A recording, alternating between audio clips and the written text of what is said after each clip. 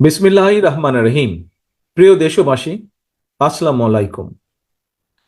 বিনা ভোটে ক্ষমতায় থাকার জন্য খুনি হাসিনা গত 15 বছরে হাজারো মানুষকে গুম, খুন, অপহরণ করেছে। হামলা চালিয়ে মিথ্যে মামলা দিয়ে লক্ষ লক্ষ মানুষকে করেছে ঘরছাড়া। রাজনৈতিক উদ্দেশ্য প্রণোদিত মামলায় হাজার হাজার মানুষকে বছরের পর বছর ধরে কারাগারেই জীবনের সোনালী সময়গুলো কাটাতে বাধ্য করেছে।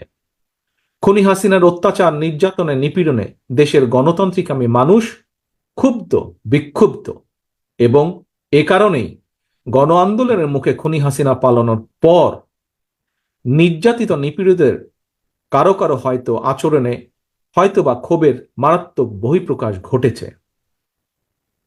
প্রিয় দেশবাসী, গণহত্যাকারী খুনি হাসিনা পদত্যাগ করে পালানোর পর আমি তাৎক্ষণিকভাবে দেওয়া একটি বক্তব্যে সবার কাছে আহ্বান জানিয়ে বলেছিলাম, বিজয়ের কাছে পরাজিতরা নিরাপদ থাকলে বিজয়ের আনন্দ মহিমান্বিত হয়। তবে আমি খবর পেয়েছি দেশের কোনো কোনো জায়গায় কিছু কিছু অনাকাঙ্ক্ষিত ঘটনা ঘটেছে। এ প্রসঙ্গে আমি আবারও আপনাদের কাছে বিনীত আহ্বান রেখে বলতে চাই, ধর্মীয় কিংবা রাজনৈতিক কারণে কোনো ব্যক্তি বা গোষ্ঠীর প্রতি প্রতিশোধ কিংবা প্রতিহিংসা পরায়ণ হবেন না। বিশেষ করে সংখ্যালঘু জনগোষ্ঠী কোনোভাবেই যেন হেনস্থার শিকার না হন, সেটি নিশ্চিত করা আপনার আমাদের সবার দায়িত্ব। কোন ধর্মীয় উপাসনালয় ক্ষোভের বহিঃপ্রকাশ ঘটাবেন না। খুনি হাসিনা তার দলীয় এবং ব্যক্তি স্বার্থে রাষ্ট্র এবং সমাজে মানুষে মানুষে ঘৃণা, হিংসা, বিভেদ ছড়িয়েছে। তবে আমার বক্তব্য স্পষ্ট, কাউকে সংখ্যালঘু হিসাবে বিবেচনা করার প্রয়োজন নেই।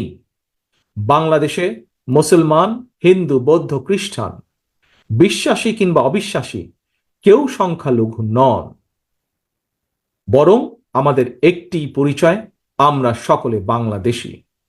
সুতরাং ব্যক্তি হিসাবে কারো প্রতি কোনো ক্ষোভ থাকলে প্রয়োজনে আইনগত পদক্ষেপ নিন, কিন্তু দয়া করে আপনারা কেউ নিজ হাতে আইন তুলে নেবেন না।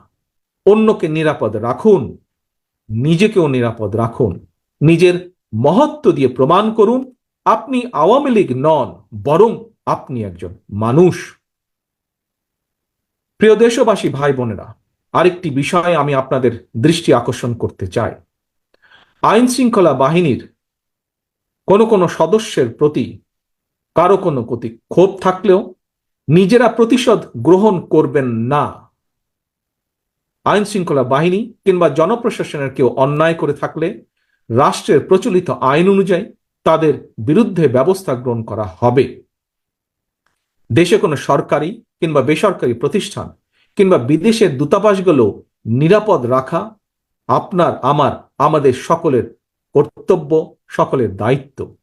খুনি হাসিনা এতদিন এসব প্রতিষ্ঠান তার পারিবারিক প্রতিষ্ঠানের মতন ব্যবহার করলেও এগুলো জনগণের সম্পদ, এগুলো রাষ্ট্রীয় সম্পদ, কারো ব্যক্তিগত কোনো সম্পদ নয় এগুলো।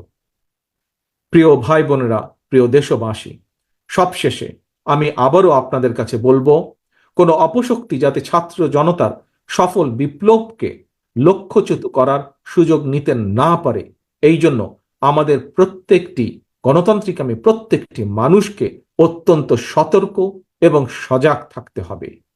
এটি এই মুহূর্তে বিএনপি সহ বাংলাদেশের পক্ষের প্রতিটি রাজনৈতিক দলের নেতা, কর্মী, সমর্থক, শুভাকাঙ্ক্ষীদের প্রতি আমার বিশেষ আহ্বান।